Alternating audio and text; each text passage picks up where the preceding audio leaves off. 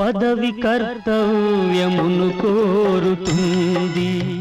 ఒక నటుడు హీరోగా పేరు తెచ్చుకోవచ్చు, విలన్ గా భయపెట్టవచ్చు, హాస్య నటుడిగా జీవించవచ్చు. కానీ ఒకే జీవితంలో తండ్రిగా, రాజుగా, మహామంత్రిగా ఇలా వందల రూపాల్లో ప్రేక్షకుల్ని మెప్పించడం చాలా అరుదు.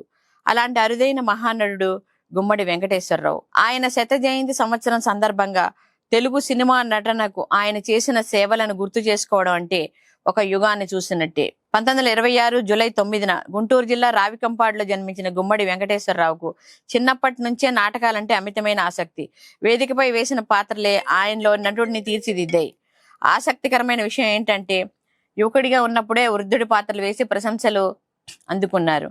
ఆ లక్షణమే తర్వాతి జీవితంలో ఆయనకు ప్రత్యేక గుర్తింపుగా మారింది. 1950లో సినీ రంగంలో అడుగుపెట్టిన గుమ్మడి దాదాపు 6 దశాబ్దాల పాటు 500 పైన చిత్రాల్లో నటించి తెలుగు చిత్రసీమలో తనదైన ముద్ర వేశారు. గుమ్మడి ఎప్పుడు హీరో కావాలనే ప్రయత్నం చేయలేదు, పాత్రను హీరోగా నిలబెట్టాలనే ప్రయత్నం చేశారు. గుమ్మడి కెరీర్ లో మరో విశేషం, తనకంటే పెద్ద వయసున్న ఎన్టీఆర్, ఏఎన్ఆర్ లకు కూడా తండ్రిగా నటించారు. గుమ్మడి కెరీర్ లో అత్యంత గొప్ప పాత్రలో మహామంత్రి తిమ్మరుసు ఒకటి.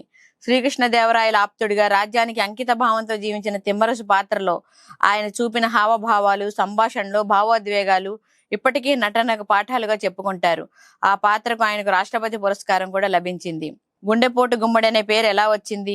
గుమ్మడి గురించి సినీ వర్గాల్లో తరచూ వినిపించే ఒక ఆసక్తికరమైన అంశం గుండెపోటు గుమ్మడి.